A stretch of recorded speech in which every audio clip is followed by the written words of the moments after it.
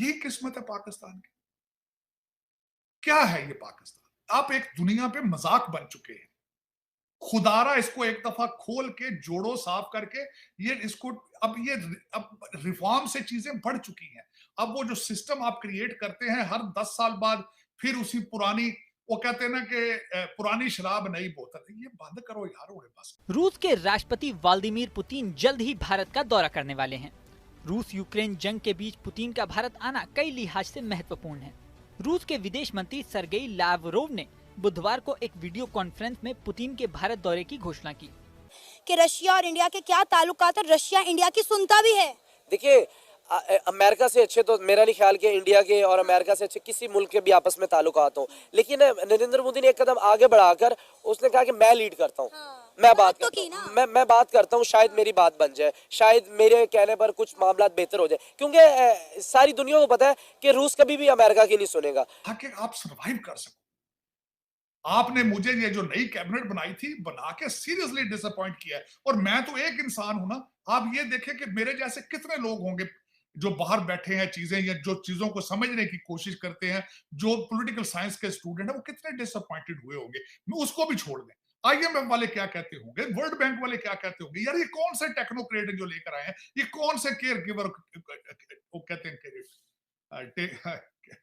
वो जो आपकी आजकल की गवर्नमेंट है। अमेरिका ने सोचा था कि अगर वो इंडिया के साथ साथ दूसरे ममालिक पर भी टैरिफ लगाएंगे तो इससे अमेरिका का फायदा होगा, लेकिन अमेरिका का ये फैसला अमेरिका पर ही उल्टा पड़ चुका है। तमाम ममालिक अमेरिका के इस टैरिफ के खिलाफ एक साथ मैदान में निकल आए हैं और जब से अमेरिका ने टैरिफ लगाने का फैसला किया है, 24 घंटों के अंदर अंदर अमेरिका की मार्केट क्रैश हो गई है और अमेरिका को $2.4 ट्रिलियन का नुकसान हो गया है। और आपको पता है इंडिया और रशिया ओरिजिनल मेंबर्स हैं ब्रिक्स के, ठीक है जी। अब मुझे एक चीज़ की समझ नहीं आ रही कि अमेरिकन इस चीज़ पे परेशान होंगे, वेस्ट ये परेशान होगा, हम पुतिन को सैंक्शंस लगा के बैठे हैं, दुनिया को कह रहे हैं इससे कारोबार नहीं करना, सारी दुनिया जो है कोई रशिया को मिस नहीं करना चाहती। गया है कि इंडिया उन्हें 40% मेडिसिन एक्सपोर्ट करता है, सिर्फ मेडिसिन नहीं, मेडिकल मशीनरी और डॉक्टर तक इंडियंस के जो है वो अमेरिका में जाके काम करते हैं। So ये तो वो कहते हैं ना, when it comes to politics then it is। जय हिंद, नमस्कार दोस्तों। तो दोस्तों, जो अमेरिका के प्रेसिडेंट है डोनाल्ड ट्रंप दोस्तों, उन्होंने पूरे वर्ल्ड के अंदर दोस्तों टैरिफ लागू कर दी गई है, जो कि दोस्तों इसके लागू करते ही 24 घंटे के अंदर दोस्तों अमेरिका में इतना भारी नुकसान देखने को मिला, उनके डॉलरों को, उनके इनकम को, और पूरी जो शेयर मार्केट है वो क्रैश कर दी गई। गोल्ड के रेट इधर से उधर हो गए, पूरे स्टॉक मार्केट ही ऊपर नीचे खत्म हो गया। बहुत ही भारी नुकसान इसकी वजह से डोनाल्ड ट्रंप को हुआ। और दोस्तों इसी चीज़ के ऊपर बात करने के लिए अभी पुतिन रशिया से भारत आए थे और उनकी ग्रेट एंट्री देख के पाकिस्तान लोग तो यही कह रहे होंगे, भाई बंदा अपने प्राइवेट जेट से आ रहा है। मतलब भारत की दोस्ती कितनी अच्छी है अमेरिका से, रशिया से, और इसी को लेके कहीं ना कहीं पाकिस्तानी लोग भी जलते हैं, वहाँ की मीडिया भी जलती है, वहाँ के प्रेसिडेंट तो खैर जलते ही है, हमसे कभी उनकी खुशी देखी नहीं जाएगी। और दोस्तों जब वो लोग आए तो काफ़ी ज़्यादा उनका ग्रेट वेलकम किया गया, और दोस्तों वेलकम करने के बाद बहुत ही बढ़िया से उनकी मेहमान नवाजी की गई। क्योंकि जैसा आपसे पता है कि भाई हम लोग जब भी हमारे देश में कोई मेहमान आता है, हम उनकी कितनी बढ़िया से खातिरदारी करते हैं, कभी किसी चीज़ की कमी नहीं छोड़ते। और इसी के ऊपर दोस्तों अभी टैरिफ जब ये लागू किया गया तो बहुत ही सारे देशों को इसका दिक्कत का सामना भी करना पड़ेगा। ये टैरिफ के ऊपर अगर ऐसे ट्रंप ने इसको लागू रहने दिया तो, क्योंकि बहुत ही भारी नुकसान, बहुत ही ज़्यादा टैक्स देना पड़ेगा हर देश को। कितने परसेंट टैक्स लगा दिया गया है? चाइना का तो 103% का टैक्स लगा दिया गया है और बांग्लादेश को लगा दिया गया है 37%। हालांकि हमारी भारत की और अमेरिका की दोस्ती है तो उन पर लगाया गया है सिर्फ 26% का। पर कहीं ना कहीं दोस्तों ये टैरिफ जो सिस्टम है बहुत ही ज़्यादा आने वाले टाइम में दिक्कत देगा। तो आइए देखते हैं कि बाकी मीडिया का इसके ऊपर क्या रिएक्शन। खुदारा इसको एक दफा खोल के जोड़ो, साफ करके ये इसको अब रिफॉर्म से चीजें बढ़ चुकी हैं। अब वो जो सिस्टम आप क्रिएट करते हैं हर 10 साल बाद, फिर उसी पुरानी, वो कहते हैं ना कि पुरानी शराब नई बोतल, ये बंद करो यार, उन्हें बस करो, उनको नवा काम करो ताकि आप सरवाइव कर सको।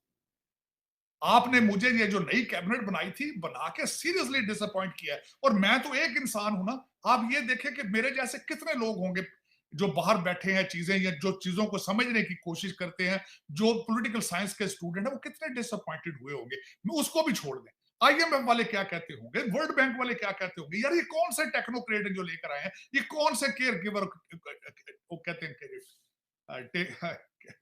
वो जो आपकी आजकल की गवर्नमेंट है, care taker government, care taker क्या है ये लोग।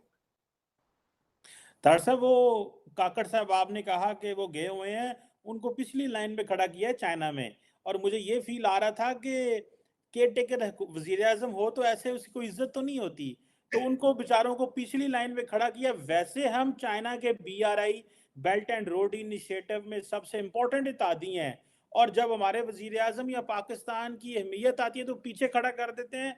बाकी इंडोनेशिया और बाकी मुल्कों की लीडरशिप फर्स्ट लाइन में, साडा वजीर आजम तीसरी लाइन में चीनियों ने खड़ा कर। चीमा साहब, मैं तो उसको वजीर आजम कहता भी शर्म आती है मुझे उसकी वजह। वो किस किस्म का वजीर आजम है खड़े जो ना निकले है? मुझे ये बताया ना, उसको किसने अथॉरिटी दी है to become a prime minister? जाके सारा, यार तुम्हारा सारा सोल ऑब्जेक्टिव इज इलेक्शन। तुम्हें किसने कहा चाइना चले जाओ? यार किस मैंडेट से, क्या बताते हो कि मैं किस तरह आया हूं? मैं प्रेसिडेंट शी ने उसके साथ शेक हैंड किया, क्या किया शेक? जाते भी बंदा खुद सोचता है, यार मेरा साईं वारसी कोनी, मैं कितने चलना है यार? चलो, लेकिन एक पहली दफा नहीं हुआ, 76 साल से जलील हो रहा है ये कंट्री, बगैर जमीर के, बगैर लीडरशिप के, बगैर किसी मैंडेट के, बगैर किसी प्लान के। आज भी वहीं के वहीं खड़े हैं। पता नहीं इनको कौन ये चाबियां पकड़ा देता है दफ्तरों की, और ये कहते जाओ। आज मैं शॉक्ड हूं, आज सुबह की मैं बात बताता हूं। मैं आपका एक किसी का प्रोग्राम सुना जो मेरे लिए इंतहाई तकलीफ दे थी। आपके एक मिनिस्टर थे मुराद सईद साहब, जिनके पास की पोजीशन थी, और किस तरीके से चाइना से, याद है किस तरीके से उन्होंने CPEC और चाइना को जलीलो ख्वार किया, किस तरीके से, और किस तरीके से एक वाहिद मुराद सईद एक मिनिस्टर था जिसको प्रमोशन दी गई थी और अवार्ड दिया था मेरे मुर्शद पाक ने, कहा था ये सबसे ज्यादा परफॉर्मिंग है, उसको चाइना वीजा नहीं देता। एक बिजनेसमैन CPEC रिलेटेड आया, जो आज मुझे पता चला, मुझे बड़ी तकलीफ हुई। वो CPEC का एक चाइनीज बिजनेसमैन बिलियनर आया पाकिस्तान के अंदर, कमरे में अंदर घुसा तो इसने कहा इसको निकाल दो, इसने परफ्यूम बहुत तेज लगाया, और उसको कमरे से निकाल दिया गया। जब स्टाफ ने बताया कि ये तो बहुत बड़ी कंपनी का CEO है, ये तो चाइना से आया सिर्फ आपको मिलने के लिए, इसको मिलने, उन्होंने कहा नहीं जी इसका परफ्यूम बहुत तेज है, कमरे से निकाल। ये आज मुझे पता चला।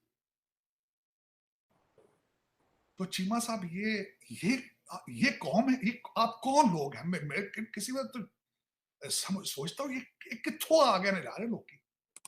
तार साहब वो तो बात सही है, जारी बात है, हमारी जिस तरह के लीडर है एक आइडिया बड़ा सख्त आ गया। चीमा साहब, कल कोर्ट के अंदर पूरा दिन अदालत जो है, उसने इमरान खान को स्टेशनरी बाइक देने पे सारा दिन जाया किया। साइकिल देना, ਉਹਦੀ ਭੈਣ ਕਹਿੰਦੀ ਸਾਈਕਲ ਦਿਓ, ਉਹ ਕਹਿੰਦੀ ਘਰੋਂ ਸਾਈਕਲ ਲਿਆਉਣਾ, ਕਿੱਥੋਂ ਲਿਆਉਣਾ ਸਾਈਕਲ? ਜੱਜ ਉੱਤੇ ਕਹਿ ਰਿਹਾ साइकिल। उसको एक्सरसाइज साइकिल देने के लिए पूरा दिन अदालत बैठी रही, पूरा दिन अदालत लगी। एलीट है ना तार, एलीट। और इमरान खान की बहन दलाइल देती रही है, और वो